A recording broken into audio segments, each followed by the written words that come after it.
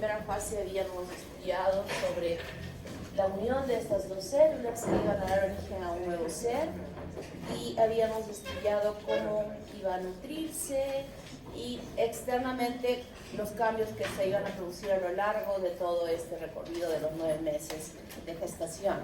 Ahora, a partir de ahora, vamos a estudiar cómo se forman todas las estructuras internamente y cómo esta parte externa también se llega a desarrollar. Como yo les había dicho, yo voy a explicar esta parte de cómo se desarrolla, para ustedes en su seminario van a explicar la parte molecular de esto que vamos a ver, y además vamos a revisar casos clínicos de una muy buena cantidad de preguntas. Ya en esta fase se van a incrementar aquellos casos que yo les había puesto en la primera fase. Entonces vamos a entender bien qué sucede, qué cambios pueden suceder en la normalidad que pueden traducirse en malformaciones, y eso lo vamos a ver en esta parte de la práctica. Entonces, inicialmente veremos cómo se forma la parte de la región craneofacial, donde ya habíamos tenido cierta visión de esto cuando veíamos aquellos embrioncitos, donde ya se iban formando los primeros arcos faringios en la lámina 16. Podíamos ver una estructura compacta, bien rosada, y que ya daba a formar, ya se daba el inicio de la formación de estos arcos faringios, que son responsables de la formación de la cara y la parte del cuello. Y por delante o por detrás iba desarrollándose toda la masa cerebral, y esto iba quedando ya rezagado hacia la parte más baja. E incluso habíamos visto en láminas previas que aquella membrana bucofaringia que se encontraba en la parte superior y la membrana cloacal en la parte más caudal de este disco embrionario, dijimos que estas dos hojas no eran separadas, el ectodermo y el endodermo, por el mesodermo, ¿verdad? Y esas quedaban adheridas para formar justamente por aquí, en ese momento, era la membrana bucofaringia. Pero el desarrollo del sistema nervioso central a expensas justamente de estas vesículas, que eran el prosencéfalo, el mesencéfalo, iba jalando o arrastrando una posición más frontal a esta membrana bucofaringia. Si nosotros vemos esta imagen en forma frontal, podemos encontrarla ya aquí, a esta membrana bucofaringia, orofaringia, por el desarrollo enorme que se ha producido en la masa cerebral, en la parte cefálica. Y esta membrana bucofaringia iba a quedar, porque estos arcos faringios que los habíamos visto son 2 de cada lado en esta posición, y que luego se van aproximando hacia la línea media para luego fusionarse aquí. Y aquí se encuentra justamente esta membrana bucofaringia. Entonces van a formar 6 arcos faringios, pero de los cuales en realidad en la quinta y la sexta se concluyen y desaparecen, y van a formar parte de una continuación para el cuarto arco faringio. En un corte aquí en el piso, porque al cerrarse van a formar una cavidad que se continúa con el tubo digestivo. Es una sola cavidad que va a ir continuándose hacia abajo, y nosotros si hacemos un corte vamos a observar como el piso de esta unión de estos arcos faringios, que fundamentalmente lo han hecho incluso más ya en la parte más posterior que en la anterior, que se mantiene un poco separada. Y nosotros podemos visualizar que estos arcos faringios tienen una estructura interna importante, como vamos a ver aquí. Este sería el primer arco faringio, segundo arco faringio, tercero y cuarto.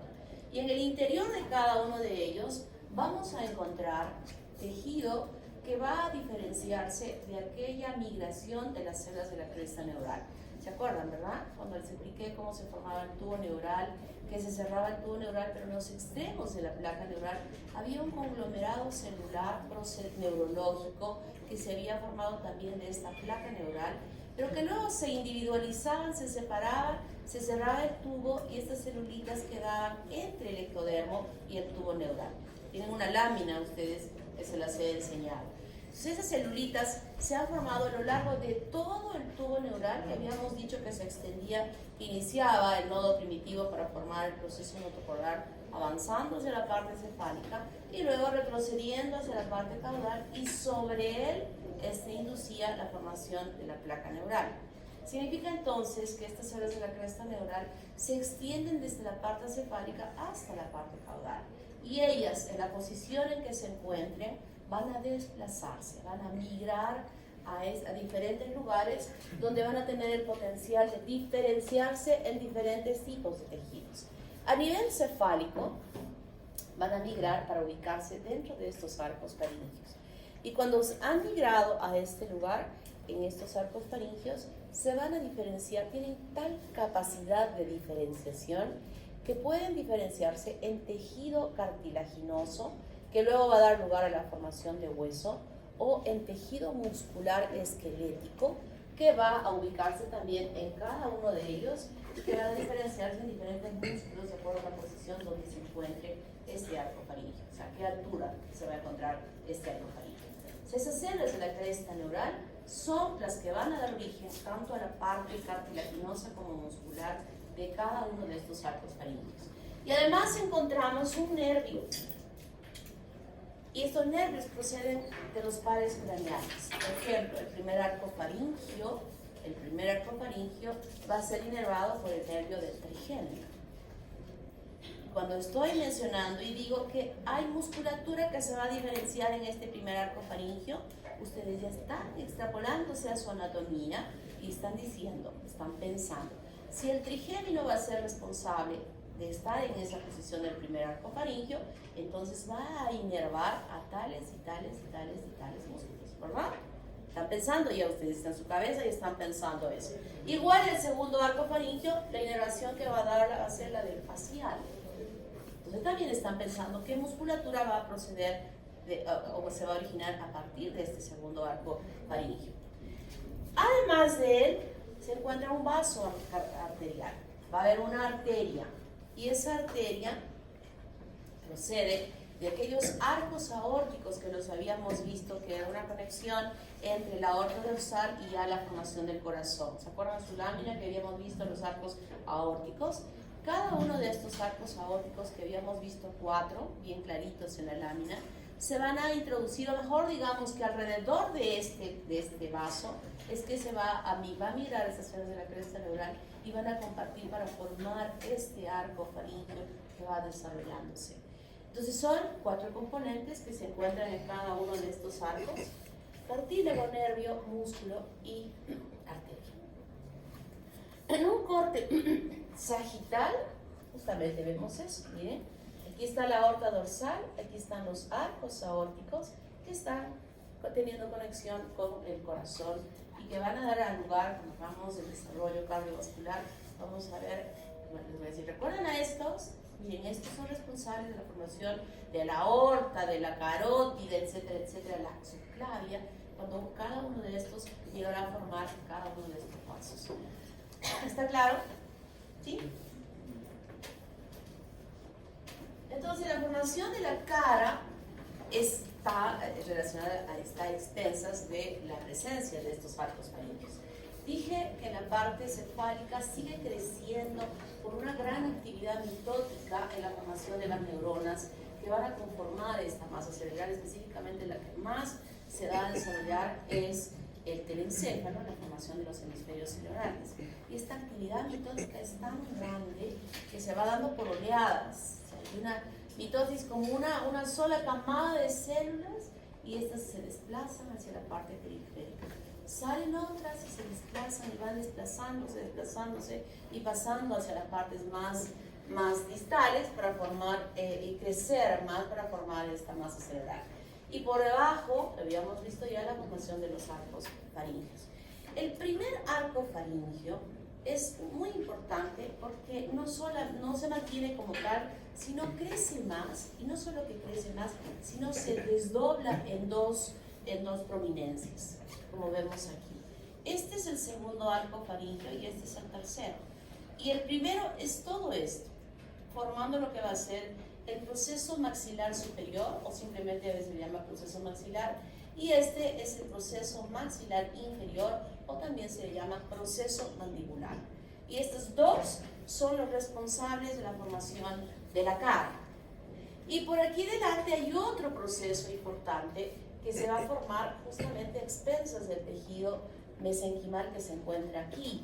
Cuando explicábamos el desplazamiento de las células de la línea primitiva, yo había explicado y dije, miren, estas células que se han formado a partir del epiblasto como un cordón de células, luego se desplazan a los lados y se desplazan por todo lado, separando el ectodermo del endodermo, ¿verdad? Y que habíamos visto que solo en 2 lugares no lograba este objetivo, que era a la altura de la membrana bucofaringea y también a la altura de la membrana cloacal. Pero todas las demás células del cuerpo están separadas. Y en esa separación vamos a encontrar que debajo del ectodermo y por encima de este sistema nervioso central que se ha derivado del tubo neural, también hay células mesenquimales provenientes de este mesodermo. Y estas células mesenquimales van a tener el potencial de presentarse aquí y de participar en formar lo que se va a llamar el proceso frontonasal.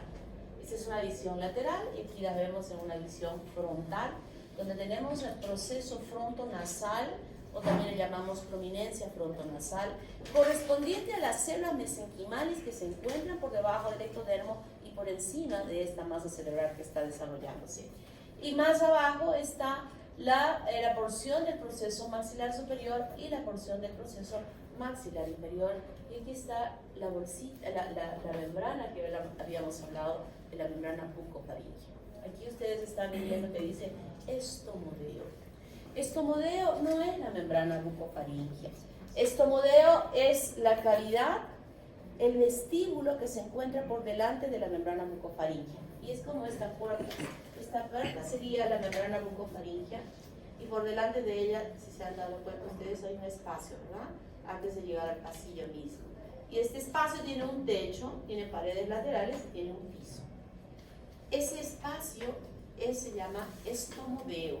Recuerden lo que les estoy diciendo en este momento, porque yo voy a usar esto que estoy explicando ahora para explicar más adelante cómo se forma la adenohipófisis o la bolsa de Rathke que da origen a la adenohipófisis. ¿Claro?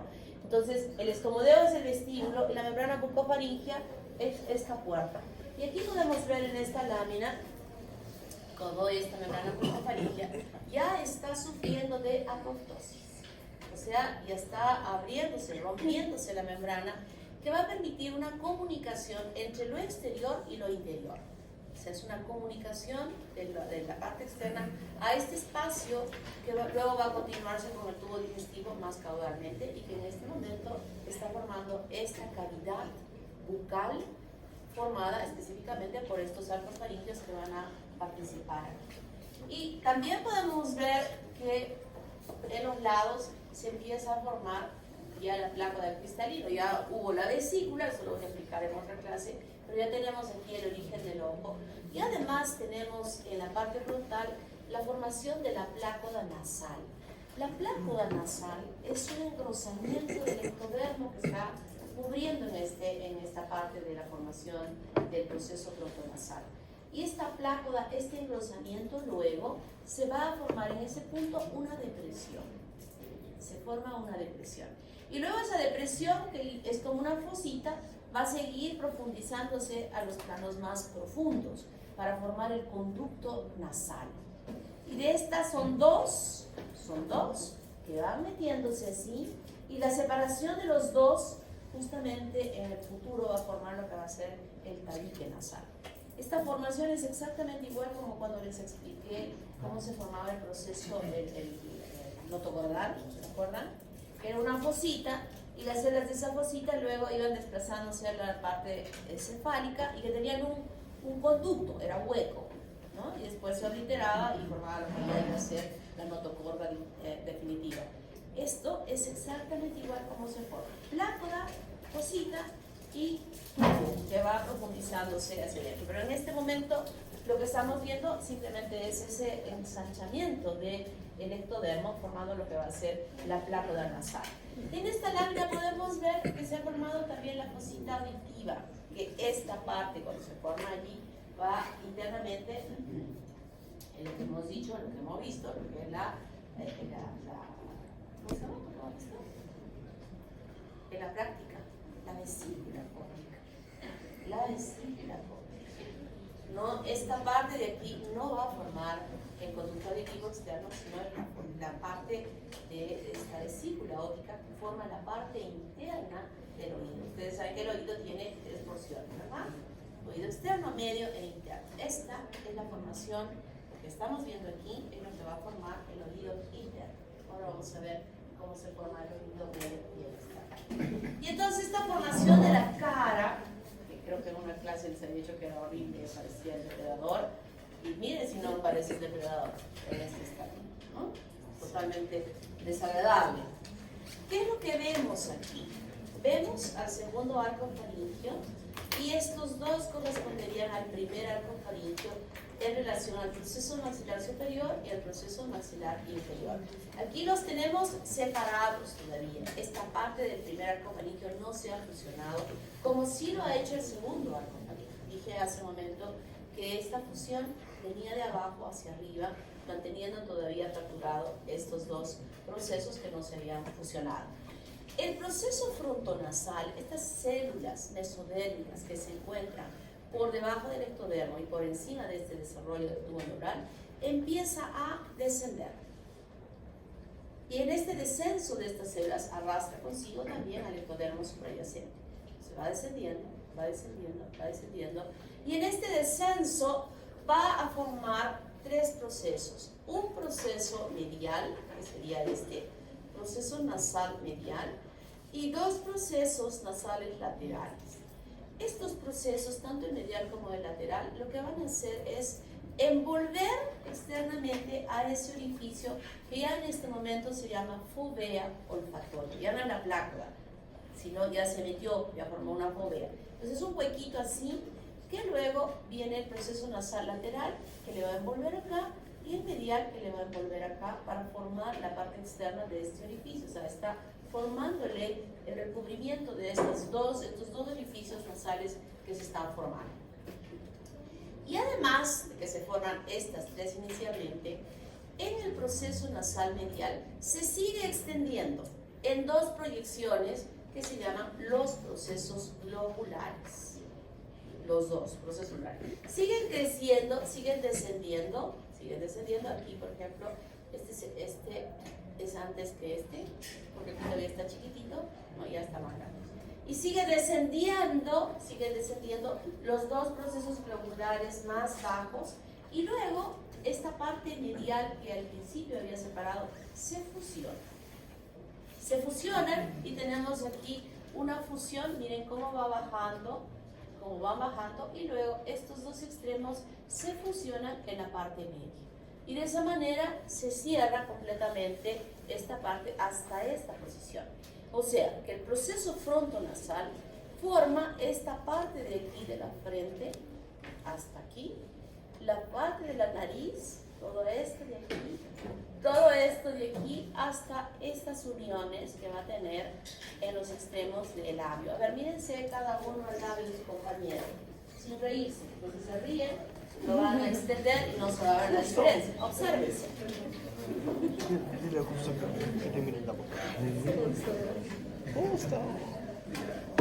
Este es un labio muy sensual. Seguro que ninguno tiene así. Miren, aquí estarían las fosas nasales. Las dos fosas nasales. Me ha hecho una acá. Y aquí estaría el ojo. Muy corto me ha quedado el ojo. Pero la idea es la siguiente. Cuando se forma, o sea, la nariz estaría para más allá, ¿no? Para más arriba. Entonces, el proceso frontonasal va descendiendo, forma aquí el recubrimiento externo, y esta parte medial del proceso nasal medial se sigue extendiendo para formar los dos procesos globulares. Estos dos. Luego, están separados. Se juntan aquí en la parte media y forman el filtrum. Esta unión, la depresión más baja de sus labios, a ver, ya se han mirado, hay una depresión. Esa depresión en la línea media, la más baja de esta forma ondulada que tenemos, se llama filtrum. Y estos dos procesos globulares se han fusionado aquí. Pero no solamente este proceso globular está en relación a que solo se queda aquí, no. Es el tejido que forma esta parte del labio, y es el tejido que forma dentro de la boca el paladar, que se llama el paladar primario, que también es responsable, esa parte que ha descendido hasta ahí abajo. Los 4 incisivos superiores que nosotros tenemos aquí están insertados en ese proceso globular que se ha fusionado y que ha descendido hasta esta posición. ¿Está claro? Entonces, el proceso frontonasal cumple un rol muy importante en la formación de esta cara hasta su formación aquí abajo. El proceso frontonasal, el proceso del maxilar superior, que habíamos dicho que estaban separados, miren, va acercándose más a la línea media, se va acercando a la línea media y se fusiona a esta parte de la línea naso, donde está justamente este drenaje de las lágrimas, que es el conducto nasolacrimal, en este ángulo del ojo. Allí se junta el proceso nasal medial en este lado con el proceso maxilar superior. Se fusionan. Y se fusionan hasta aquí. Todo esto es proceso maxilar superior. Se juntan aquí, de ambos lados. Esto hasta aquí, todo es proceso maxilar superior. Vienen, se aproximan y se pegaron aquí. O sea que hay una sutura perfecta, muy simpática, bonita. No la visualizamos nosotros, sino simplemente vemos una elevación en nuestra boca y tampoco vemos ninguna cicatriz aquí en este ángulo de esta fusión que ha sucedido, que ha producido justamente la formación de esta porción de la cara. El proceso maxilar inferior, miren, se acercan y se juntan aquí en la línea media, por abajo. El cierre de la boca, o sea, este es el proceso maxilar inferior, que está hasta aquí. En un principio, esto está abierto, totalmente abierto. Y luego esto se va cerrando, se va cerrando, se va cerrando, y va a justamente el cierre de la fusión del proceso maxilar superior con el proceso maxilar inferior, va a determinar el tamaño de la boca, ¿no? Será una boca muy grande si es que solo se ha cerrado hasta aquí, como la de Magali, o será una boca más chiquita si se cierra un poco más, ¿no? Es el resultado de esas bocas grandes o bocas chiquitas es justamente la fusión del proceso maxilar superior con el proceso maxilar inferior. Y aquellos ojos que habían estado lateralizados, miren, lateralizados, van aproximándose en este sentido, van acercándose hasta que finalmente quedan en su posición frontal, con algunos ojos perfectamente bien. Pero les había explicado una de las clases, que el desarrollo de este tejido nervioso que va creciendo, que va creciendo, que va creciendo enormemente, es muy importante para que este proceso frontonasal se forme. Si hay una lentitud en la formación de este proceso nasal, o mejor dicho, si hay una lentitud en el desarrollo de la masa cerebral, también va a haber una lentitud en el desplazamiento de esas células mesodérmicas que son responsables de la formación del proceso frontonasal. Y eso se ve en una patología anormal, de desarrollo anormal del sistema nervioso central, que se llama holoprosencefalia. Y la holoprosencefalia es esto, lentitud en el desarrollo. Entonces, cuando lentamente va creciendo esto, va bajando, no baja, los ojos se van aproximando hacia la línea media hasta que finalmente no existe esto aquí y los ojos forman lo que se llama la ciclopía. Y como el otro va creciendo lentamente, sí va a descender el proceso frontonasal, pero ya no tiene dónde seguir descendiendo y se queda aquí por encima del ojo junto, se queda aquí y allí va a desarrollar una narina única que se llama así y se llama proboscis. Es como una trompita que lo van a ver ahí en el laboratorio. Recuérdame, por favor, delegado, recuérdame para la señora Marcia que tiene que subir los brazos que se ponen abajo, ¿ya? Para que ustedes puedan visualizarlos. Entonces, así se desarrolla esa proboscis y así se forma esta narina aquí encima, que es como una trompita con un orificio único incluso, no ni siquiera de los orificios, sino es un solo orificio que se nota a ese nivel. Y va creciendo, va desarrollándose y finalmente entonces la cara se llega a formar. La oreja que está aquí abajo, a expensas de la formación del pabellón auricular y las otras estructuras que voy a explicar, que está en una posición baja, va ascendiendo.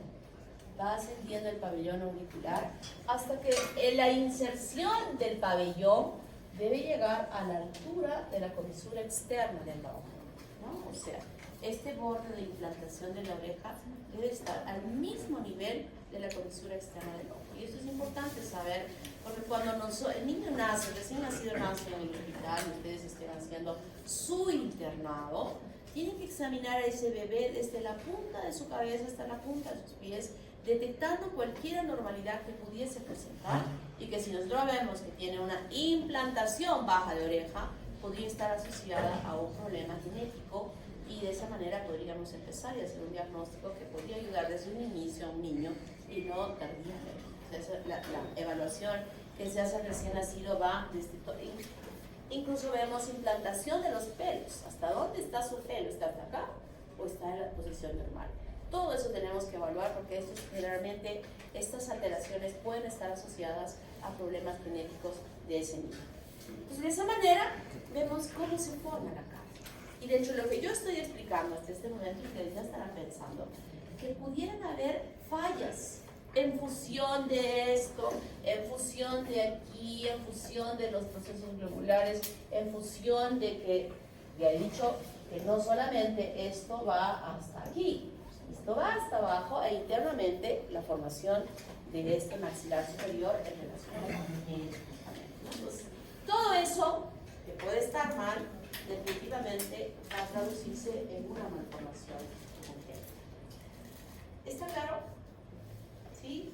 ¿Hay alguna parte que no esté claro? Y entonces, lo que había mencionado, ¿cómo se forma el maxilar superior y el paladar? Maxilar superior sobre todo. Este maxilar superior, ¿de dónde viene?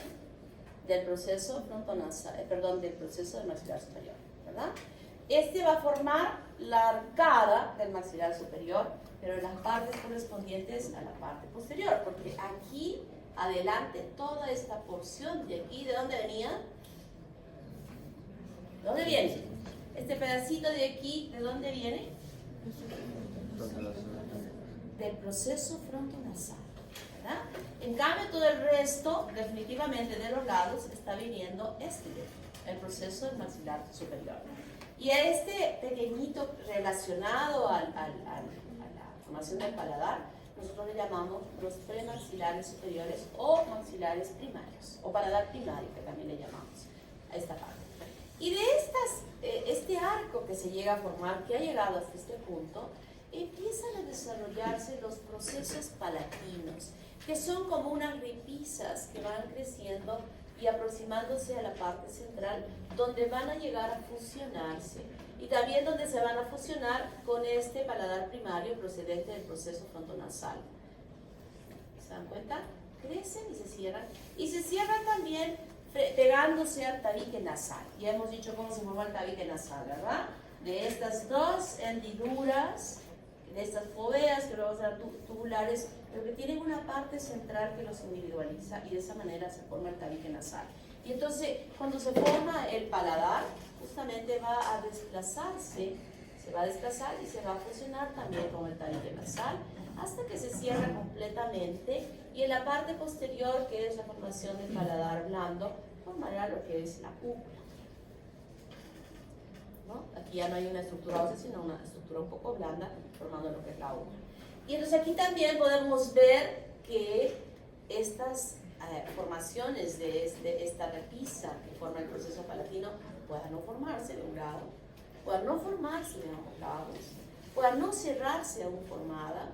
Entonces son alteraciones que van a repercutir en malformaciones congénitas, que definitivamente en la mayoría de los casos están asociadas también a deficiencias en las funciones de estos procesos globulares, y que se traducen externamente con este tipo de formación. ¿Cómo se forma? ¿Qué tipo de osificación forma esto? A ver, tipos de osificación. ¿Cuáles son? ¿Qué? ¿Qué? No te estoy escuchando. A ver, habla fuerte, háblale como yo, así fuerte. A pesar de que la garganta está terrible. A mí también, estoy mal. estoy mal desde ayer. Ayer he estado pésima, con el estómago destruido, toda la noche enferma. Digo, ¿qué hago? ¿Voy? No voy. Voy, no voy. Si no voy, me voy a atrasar. Voy. Y de rato a rato estás con dolor. Ahora me viene la garganta. Creo que la vejez me está llegando aceleradamente. A ver, contéstame. ¿Qué? ¿Quién te enseña eso? ¿Quién es tu profesor de histología? ¿Cuál de las dos? ¿La doctora Adita o la doctora Katy? ¿Cómo que no me acuerdo? Yo le he dicho a la doctora Ada el otro día, ¿sabes qué, Ada? Les pregunto a tus alumnos de histología muchas cosas y no me contestan. Entonces ella me ha dicho, jálalos. Tengo carta blanca de la doctora Adita para jalarlos. ¿Ya? ¿Y qué vas? ¿En qué consiste la directa?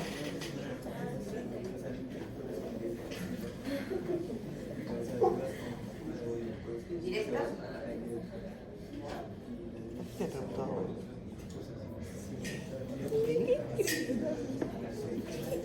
Las células secundarias directamente se diferencian en osteocitos y dan lugar al hueso.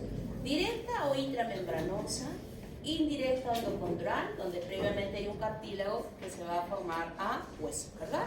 Con ese molde que se tiene. ¿Y cuáles son las otras dos? A ver, ¿cuáles son las otras dos?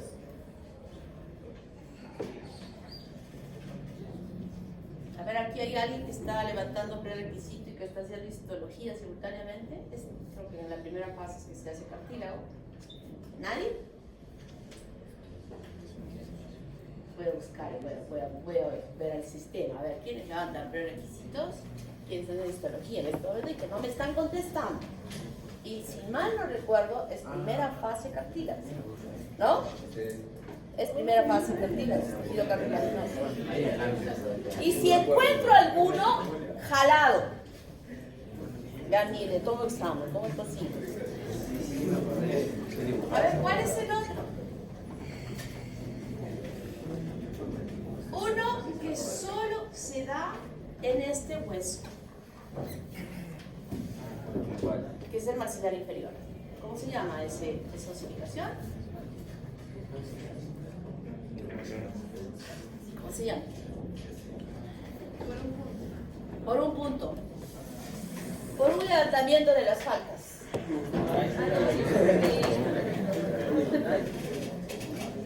A ver, ¿cómo lo van a recordar? Marginal. Marginal, ¿y en qué consiste? A ver, la que se forma, se da en el embrión y se forma en el maxilar inferior. ¿Cómo? ¿En qué consiste?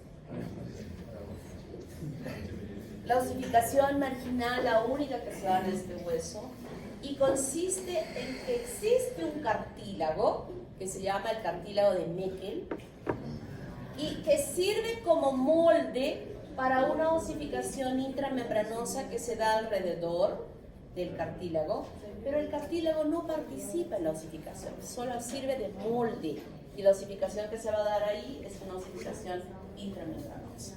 Y la otra es la metaplásica con un cambio directo hacia el hueso que se da en algunos niños, ¿verdad? ¿Ya recordaron? Entonces, el maxilar inferior tiene este tipo de osificación, mientras que el maxilar superior se osifica por osificación directa o intramembranosa. Y esta formación de la cara se da a lo largo del tiempo, de evolución. En la primera, la cuarta semana ya se formaron los arcos faringios, en la quinta semana ya empieza a desarrollarse más, en la sexta semana ya hay formación de la cara, en la séptima ya se está completando el desarrollo, en la octava ya van aproximándose los procesos palatinos para formar el paladar, y finalmente cuando ya llegábamos a la octava semana ya había cumplido, terminando la octava semana, iniciando la novena, y a toda esta formación de la cara era perfecta, como habíamos visto en el desarrollo exterior que visualizamos, ¿no? Y aquí, como un resumen, proceso frontonasal medial, lateral, maxilar superior, maxilar inferior, que se van aproximando, van fusionando, se forman los procesos globulares que luego se fusionan y la oreja que estuvo en una posición y empieza a formarse y asciende hasta ubicarse en su posición final. Y de esa manera es que se forman todas las estructuras de la cara, tanto internas como externas. Ahora vamos a ver qué otros componentes se llegan a formar, o mejor vamos a ver cuáles son esas fallas que pueden producirse. A ver, ¿qué pasó aquí? ¿Pasó aquí?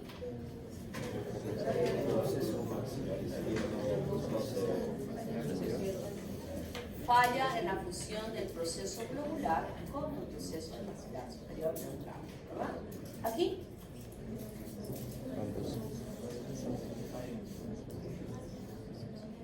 Falla de lo mismo, pero en ambos lados. Aquí solo fue en un lado y aquí es en los dos lados. Aquí ha seguido creciendo el proceso globular, se ha fusionado bien aquí, pero esta unión no se ha llegado a producir. Solo se ha formado esta parte de la fusión de los procesos globulares. Aquí, ¿qué falló aquí? Frontal. ¿Qué falló? Frontal. ¿Qué? Frontal. ¿Qué? Frontal. Proceso frontonasal. A ver, más específicamente, el proceso frontonasal luego tiene varias partes. O sea, después de que terminó. O sea, no se formó el filtro. No hubo fusión de los procesos globulares y no se formó este filtro que es el cierre de los procesos globulares. Aquí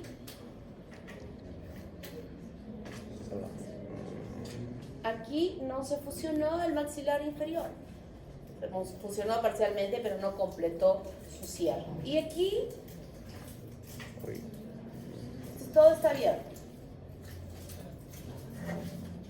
No se fusionó el proceso maxilar superior con el proceso nasal medial desde el ángulo interno del ojo hasta la parte más baja, ¿no? Aquí simplemente parece una línea abierta, pero en realidad, como vamos a ver en una imagen al final, es totalmente monstruoso cómo se ve un niño cuando no se llega a cerrar.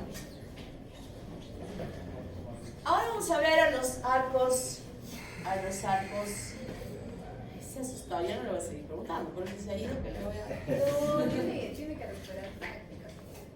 Diferenciación de surcos y bolsas faríngeas. Miren, ahí tengo un compañero, era mi compañero de promoción, era mi compañero de internado, o sea, hacíamos juntos el internado, y este chico, bueno, ya es compañero, hizo cirugía general y luego hizo cirugía plástica.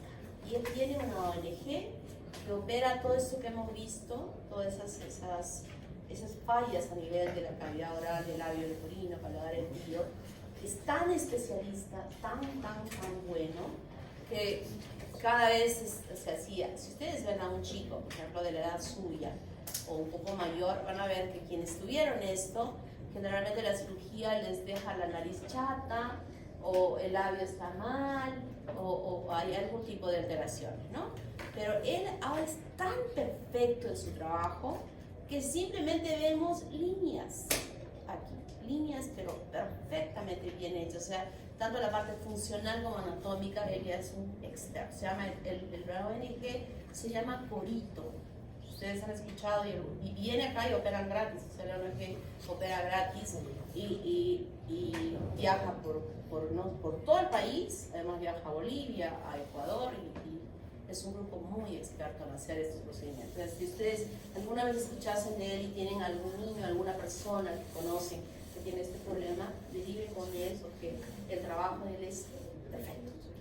O sea, ya no hay que es difícil poder distinguir, tienen que mirar uno bien para saber si este chiquito ha tenido alguno de estos problemas, ¿no? Que es tan importante para su recuperación. Bueno, ahora vamos a ver a estos arcos faríngeos, que habíamos visto cómo llegaron a formar la cara. Los arcos faríngeos tienen, en general se denominan de esa manera, pero hay varios componentes. Un componente que es justamente el arco faríngeo, donde hemos visto que eran 4, los 5 y 6 habían confluido. Primer arco, segundo arco, tercer arco y cuarto arco faríngeo. Luego, tanto por la parte externa, que está revestida por ectodermo, como por la parte interna, que es el piso de esa cavidad que se continúa con el tubo digestivo, que está revestida por endodermo, se van a empezar a formar en estas uniones de los arcos, tanto por fuera como por dentro, depresiones. Las depresiones internas se llaman bolsas faríngeas. Primera bolsa formada entre el primer y segundo arco, segunda bolsa formada entre el segundo y tercero, y así sucesivamente. Y por la parte externa, las depresiones se vayan a llamar hendiduras o surcos, igualmente entre el primero y el segundo y tercero. Estos surcos faríngeos, solo el primero se mantiene, y este primer surco va a formar lo que va a ser el conducto auditivo externo, que sería este conducto. Las demás hendiduras, la segunda, tercera y la cuarta, desaparecen. El arco faríngeo segundo recubre completamente para cerrar estos dos surcos y lo cierra. Si estoy diciendo que este es el conducto auditivo externo, ya nosotros estamos observando nuestro oído y tenemos aquí un huequito, pero todo lo demás que baja por aquí, no hay nada, es liso, ¿verdad? Y esto de que esté liso es el resultado de este crecimiento de este arco que va a cubrir completamente y se fusiona con el de abajo, cerrando completamente esto. Pero en algunas circunstancias puede ser que no se cierre completamente y deje espacios, que son unos quistes o senos cervicales, que pueden los chicos o la gente nacer y se ve como un tumorcito. Y algunas veces incluso puede haber conexión hacia el exterior. Y es un huequito por donde drena el líquido como resultado de la producción de las paredes de este seno. Y hay que retirar para que no haya, porque a veces podría infectarse. No con la frecuencia que suele suceder cuando es interno, como vamos a ver. Por la parte interna, revestida por endodermo, la primera bolsa faríngea va a formar lo que va a ser la trompa de Eustaquio y la primera cavidad primaria de la cavidad timpánica primaria que se llega a desarrollar. O sea, arco, surco, bolsa. Y cuando esto sucede, tanto esta depresión exterior como la depresión interna se aproximan, se hacen tan continuas que solo van a estar separadas por una membrana que va a provenir del endodermo que estuvo formando ahí, de este lado del ectodermo. Pero recuerden lo que les he dicho, que solo hay dos lugares donde no hay mesodermo, ¿verdad? Membrana bucofaríngea y membrana cloacal. Y que a pesar de que esta es una membrana muy finita, sí existe mesodermo entre estas dos hojas que se han fusionado muy estrechamente. Y esta membranita es tan finita que cuando ustedes hagan otorrinolaringología, el otorrino les va a enseñar para que vean con el otoscopio cómo se ve esa membranita tan finita que incluso puede permitirnos ver al martillo y a los huesecillos del oído medio, nos permite visualizar. ¿Ya? Pero en este momento tenemos ahora sí completas las cuatro estructuras: arco, surco, bolsa y membrana faríngea. Son los cuatro elementos. Y además de esta primera bolsa que llega a formar la cavidad timpánica primaria y la trompa faringotimpánica, existe una depresión entre el segundo y el tercer arco, y esta depresión es la que va a formar la amígdala parántida. Luego tenemos la tercera bolsa, que vamos a denominarla, porque esta tercera bolsa que está entre el tercer y el cuarto arco faríngeo tiene dos elongaciones del tejido que se llega a desarrollar ahí. Una superior e inferior. Su libro puede decir anterior o posterior, eso a veces los confunde.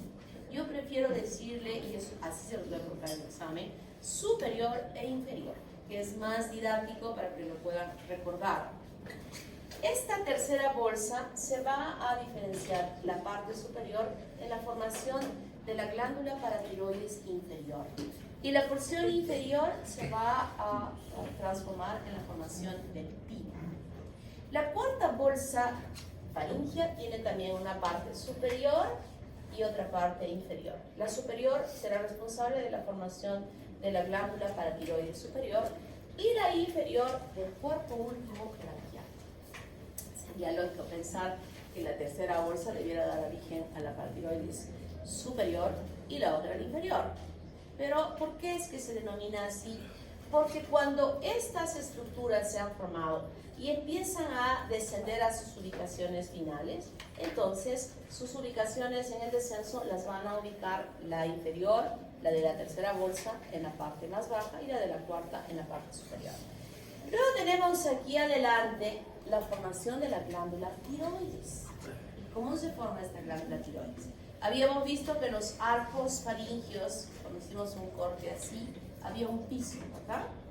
Y en ese piso se forma entre el primero y segundo arco faringio, se forma un hueco que es el agujero ciego, que está aquí. Agujero ciego.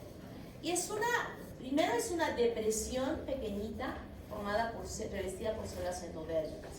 Y esta depresión va descendiendo, no como luz, sino como un mazo de celulitas, van descendiendo, de procedencia endodérmica, van descendiendo, hasta ubicarse en una parte más caudal para la formación de la glándula tiroides.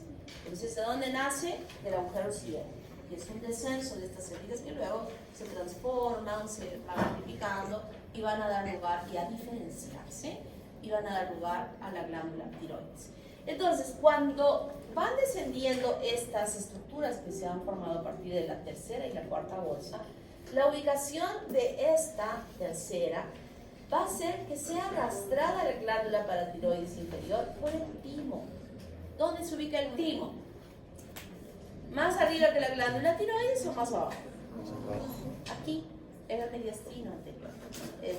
Entonces, cuando va arrastrándose el timo a su posición más baja, arrastra consigo también a la glándula paratiroides que la tiene allí y la ubica en la parte más baja de la glándula paratiroides. En cambio, esta, que solamente tiene a la glándula paratiroides y al cuerpo último branquial, que sabemos que el cuerpo último branquial se va a incorporar a la glándula tiroides, entonces la arrastra aquí y simplemente se queda conformando lo que va a ser la paratiroides superior procedente de la cuarta bolsa faríngea. Y ahora pregunto, ¿quién es este cuerpo último branquial? A ver, cuerpo último branquial. Página 200. Tiene 200 páginas el libro del doctor Alarcón. Página 200, párrafo tercero. Ese libritito así chiquitito. No recuerdo. Creo que ahora crecí un poquito más, ¿no? Está tan hermoso ese libro. Tan bonito, tan didáctico. En mis tiempos no había ese libro y teníamos que estudiar la histología de Rouvier, de Difiol, de Rebollo, de Ham. Entonces había que decir, ¿qué más tengo que leer? Y íbamos al examen y no teníamos resultados pues, muy buenos, ¿no? Uno quería sacar su 20. Pero eran 4 libros gordos. Ustedes tienen un librito así, de jalados. No. Y ni siquiera recuerdan, un año después no recuerdan que será en el ENAM, que no van a recordar nada. A ver, cuerpo último branquial.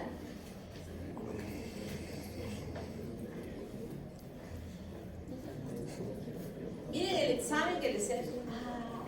Sí, comadre, les toman unos espasmos en el.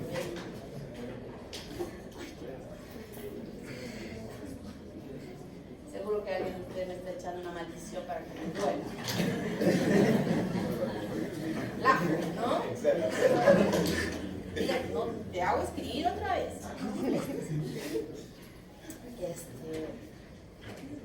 Han visto que en el examen les he preguntado, dicen, no les he sorprendido, pero yo les he dicho, voy a preguntar de biología celular, ahora voy a preguntar full anatomía y full histología. Se supone que ustedes ya son drogas en eso. Así es que dejo en suspenso esto que sí les va a ir en el examen. Cuerpo último branquial. No se lo crean. Muy justo, porque la doctora Adita ha desgarrado sus cuerdas vocales para explicarles. ¿No? Cuando yo paso a veces y está explicando fuerte, yo no sé cuándo nos van a poner un micro. ¿Este tiene micro? No. A ver, creo que tiene. Claro, creo que tiene micro. Bueno, entonces, Como resultado de él, pudieran haber anormal del mal cierre del segundo arco faríngeo sobre los demás surcos, la formación de este quiste o la formación de esta fístula, como habíamos visto. O simplemente que este cierre no llegue a tener una comunicación y queden simplemente como quistes, que pueden empezar a crecer por el contenido que va exudando este tejido epitelial y va ampliándose. Entonces al principio el niño ni siquiera se le nota, pero conforme va avanzando en la edad, dice, ok, tengo un tumorcito acá, tengo otro tumorcito, entonces se hace una ecografía y en la ecografía se nota que es un componente cístico, quístico, con líquido. Entonces hace una cirugía y se corrige. Lo más grave es este quiste que puede tener una comunicación hacia la glándula, hacia las amígdalas, y sabemos que es una parte que con mucha frecuencia hay bacterias allí, pueden infectarse y formar tremendos abscesos que son bastante peligrosos y a veces son difíciles de poder retirarse. ¿Recuerdan ustedes la anatomía del cuello? Los nervios, los vasos y todo eso, ¿cómo entro por afuera? ¿Cómo voy a sacar eso? O sea, es bien complicado si es que esto llega a tener el paciente, ¿no? Ese absceso que se forma internamente. Estos arcos faríngeos que ya los conocemos, que tienen su cartílago, su nervio, etc., están aquí pintados de diferentes colores para poder diferenciarlos. Aquí está la yema lingual distal, que será el primer arco faríngeo, el componente más importante para la formación de la lengua, como vamos a ver. Y también está la yema lingual medial, que corresponde también al primer arco. Aquí está el agujero ciego. ¿Qué importancia tiene el agujero ciego? La formación de la glándula tiroides. Aquí está la cópula. Esta es la parte que más va a aportar también a la lengua, y aquí atrás la eminencia hipobraquial. Este es el piso de la boca. Miren, este es el piso de la boca que va a dar origen a la formación posterior de la lengua en esa cavidad. ¿Cómo están inervados los arcos faríngeos? Primer arco faríngeo, trigémino. ¿Cuáles son las ramas del trigémino? Ustedes ya saben a quién inerva cada una de estas ramas, ¿verdad? Y sabemos qué músculos se van a formar en este lugar. Segundo par, facial, segundo arco faríngeo. El tercer arco faríngeo va a ser inervado por el noveno par, el glosofaríngeo. El octavo obviamente no va a inervar ningún arco faríngeo porque es el nervio auditivo el que va a ser responsable de inervar todos estos componentes. Y el décimo par será quien inerve el cuarto, y ¿quién es el décimo? Este vago, que tiene un componente bastante grueso, es un nervio muy grueso, que ahora que están viendo en la práctica han podido ver que el diámetro del vago es igual o mayor incluso que el diámetro del esófago. En ese momento de crecimiento es tan importante este nervio, porque luego va a ir disminuyendo cuando haya aportado toda la inervación del aporte parasimpático, del sistema parasimpático, la inervación de todos los órganos de nuestro cuerpo, ¿verdad? Entonces, este vago obviamente no va a inervar con todos sus componentes, sino con algunas ramas que emite el vago para inervar estas estructuras que se forman a partir del cuarto arco faríngeo y también el quinto y el sexto que los cartílagos faríngeos. Primer cartílago que se encuentra en el primer arco, ¿cómo se llama? ¿Tiene un nombre propio? Meckel. Cartílago de Meckel. Segundo cartílago de Reicher. Tercero y cuarto no tienen nombre propio, pero en cada uno de estos arcos sí los vamos a encontrar. El primer arco faríngeo, habíamos dicho que se encontraba el cartílago de Meckel, que aquí está con línea punteada. ¿Qué significa que esté con línea punteada? Va a desaparecer. Hemos dicho que aquí está la osificación marginal, en la cual este molde de cartílago sirve para que alrededor de él se produzca una osificación intramembranosa que permita la formación del maxilar inferior. Y lo único que queda como hueso, como cartílago, que luego va a dar origen a hueso, son el martillo y el yunque, huesecillos del oído medio, que se derivan de este primer arco faríngeo. Además, se forman dos ligamentos. El ligamento esfenomandibular, aquí está la espina del esfenoides, y el ligamento anterior del martillo, que que es esta. O sea, 2 ligamentos, 2 huesos y nada más, porque todo lo demás va a llegar a desaparecer. Segundo cartílago de Reicher. El cartílago de Reicher forma la parte superior del cuerpo del ilioides, el asta menor del ilioides, la apófisis estiloides y el estribo. Y además este ligamento, que es el ligamento estiloioideo. El tercer arco faríngeo con su cartílago forma la base, la parte más baja del cuerpo del ilioides y las astas mayores del ilioides. Y el cartílago del cuarto en realidad no va a osificar nada, se va a mantener como cartílago y forma todos los cartílagos más bajos, como son el tiroides, el picoides, el aritenoides y todos estos cartílagos que están en la parte baja, pero sin llegar a osificarse. Luego tenemos la diferenciación de los músculos. Músculos del primer arco, del segundo, tercero y cuarto. ¿Cuáles son los músculos del primer arco? Que están pintados aquí amarillo y que son inervados por el trigémino. Los masticadores, ¿no? Estos masticadores, y aquí tenemos al piloioideo, y aquí está el macetero y aquí el temporal, más los demás músculos que participan en la masticación. Músculos del segundo arco, inervación facial. Todos los músculos de la expresión, incluido el platísimo. Todos los músculos de la expresión, incluido el platísimo.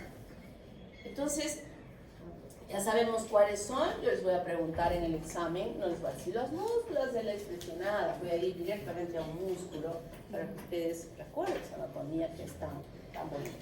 El músculo del tercer arco solo es uno, es este que está pintado de rojo, es el estilofaríngeo.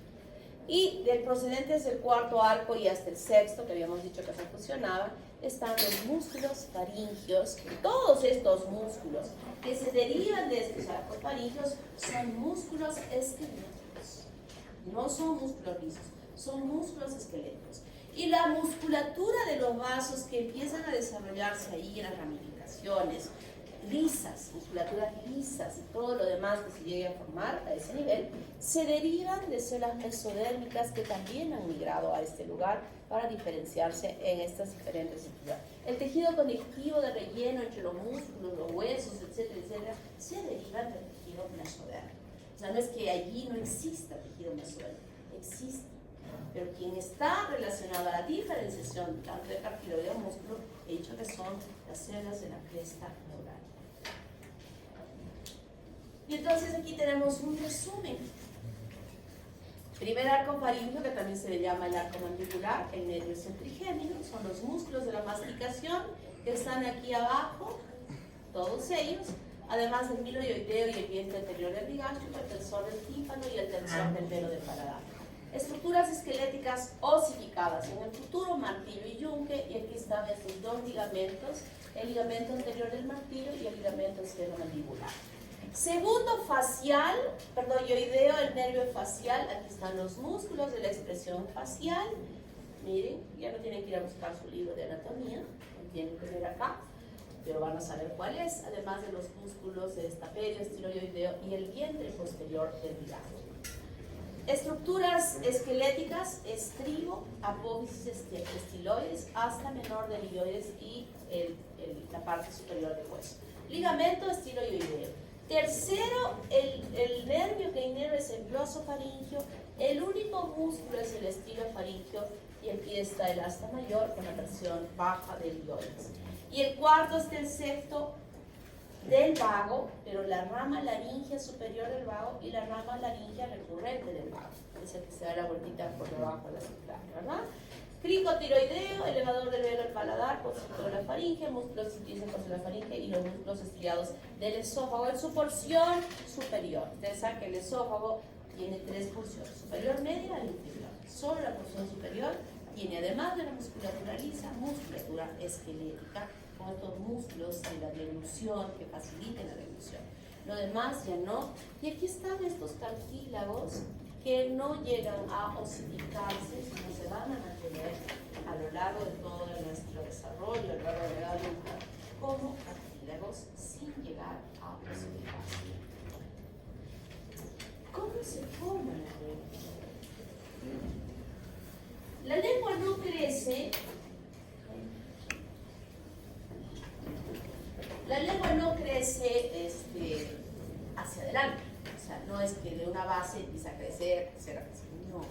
La lengua crece así. ¿Se acuerdan del piso? La primera era así. La lengua crece así. Sobre este piso. Este es el piso y sobre este piso crece la lengua así.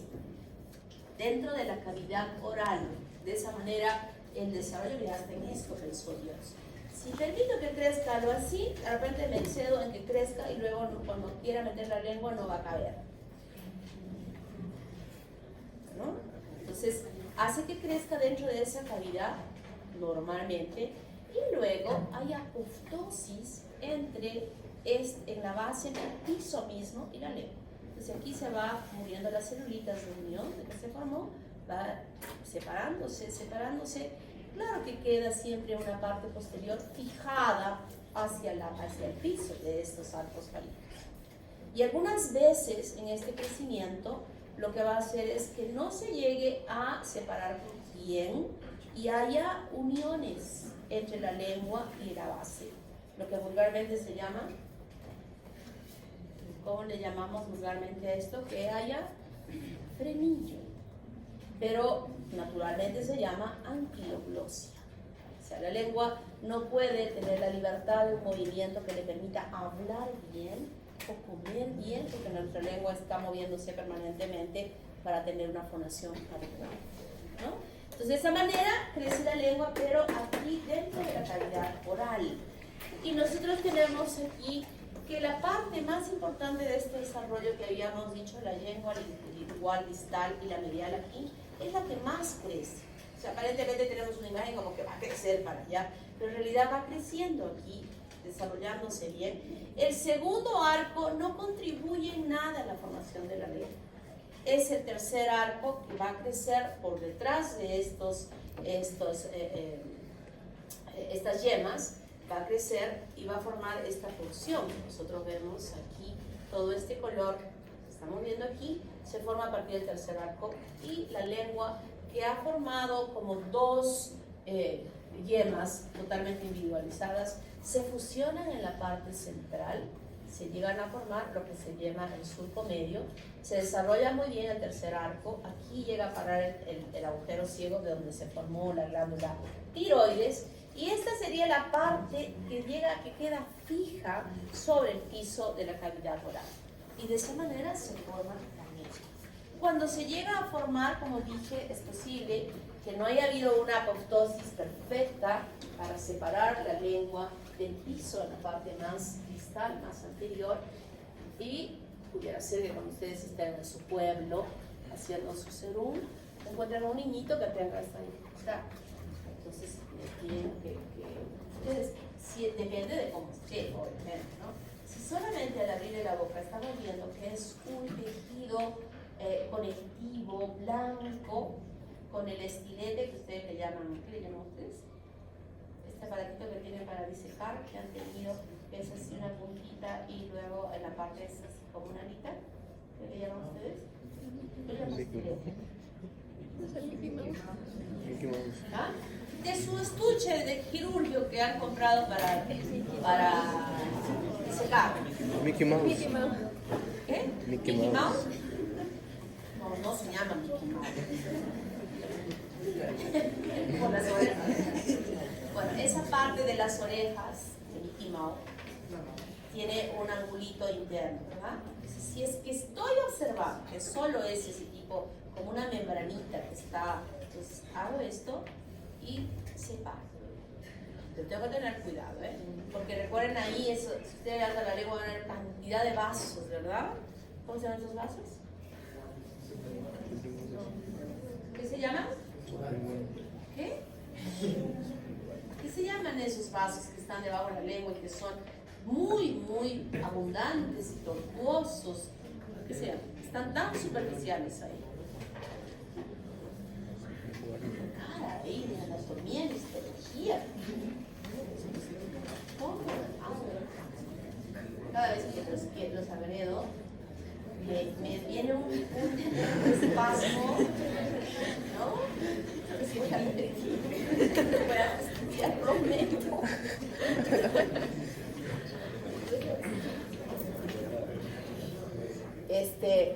Raninas.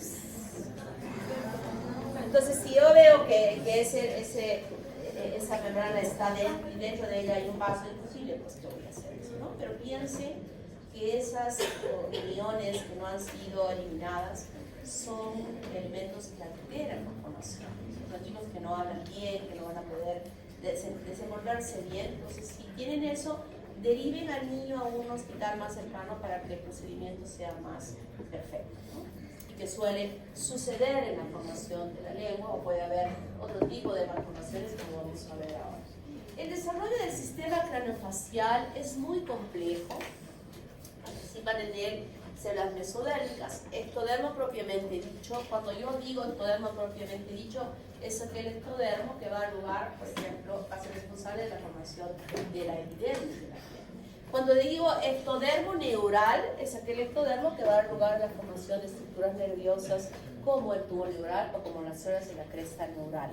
Y también endodermo, ¿no? Que habíamos visto que tapiza toda la parte interna de estos arcos faríneos.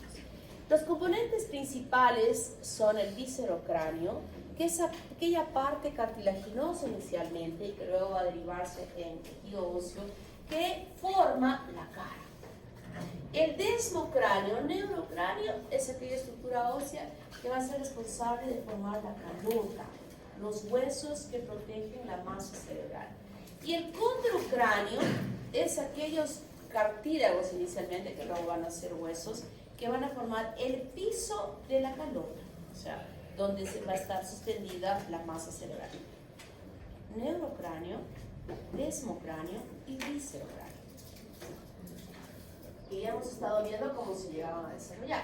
El neurocráneo que forma la calota, vuelvo a repetir lo que había mencionado, estas células mesodérmicas migran por todo lado y se ubican debajo del ectodermo, y en este caso, que no hay endodermo a nivel cerebral, por encima del tubo neural. Por encima del tubo neural. Y estas células que participaban también en la formación del proceso fotonasal van a participar a diferenciarse, estas células mesodérmicas, en formar huesos por una osificación directa, donde el hueso, las células mesenquimales, directamente se van a transformar en osteoblastos, que van a dar lugar a la formación de los osteocitos, y de esa manera se forman estos huesos planos.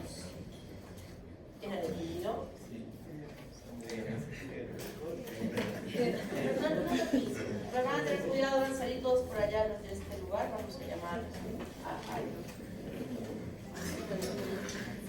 está bien que sea de vidrio, ¿no? Ya no voy a traer plásticos, ¿eh? Estamos en una campaña contra los plásticos.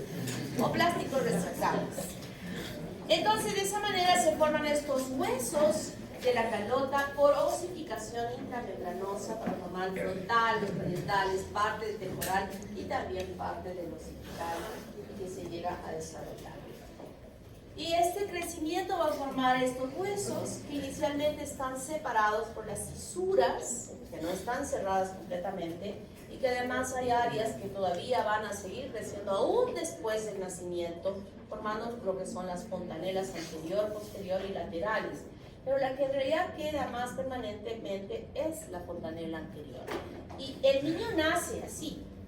Cuando nace todavía no ha cerrado, no ha consolidado las fisuras y están totalmente abiertas. Y esto es muy importante porque ayuda en el momento del parto de montarse los huesos uno sobre otro para disminuir el diámetro de la cabeza. Se montan y que luego en el transcurso de las horas siguientes nuevamente se desdoblan y se ubican a su posición final. Y esto también ayuda en aquellos casos en que el niño tenga hidrocefalia, permite que la cabeza siga creciendo, porque si no, si ya estuvieran consolidadas, definitivamente ese niño moriría rápidamente con un edema cerebral. Pero no es así, porque esto va a seguir permitiendo que pueda crecer. Y también nos ayuda a nosotros esta fontanela anterior cuando tenemos niñitos que están haciendo una meningitis neonatal, o sea, casi después que ha nacido, porque esta fontanela se abomba. Normalmente si yo pongo un niñito así parado, se forma una depresión, pero si a un niñito que tiene esto lo pongo parado, vamos a sentir que hay una bombita, se va a observar una bombita en esa posición.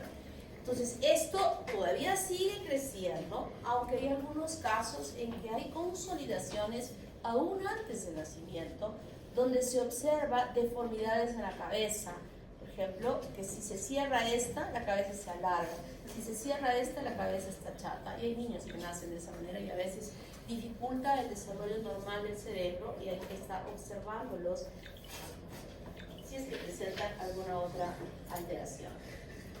Luego tenemos al viscerocráneo, como dije, era la parte de la formación de los cartílagos y posteriormente huesos de la cara. Está el arco cigomático, el maxilar superior, la escama del temporal, el maxilar inferior con su osificación marginal, pero que luego esto que está pintado de rojo son osificaciones intramembranosas que son responsables de la formación de estas estructuras. El estribo aquí,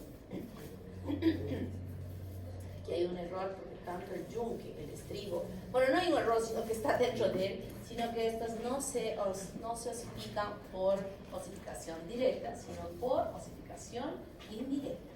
Previamente se han formado estos cartílagos extensas de justamente estos cartílagos de los arcos faríneos y que luego van a osificarse.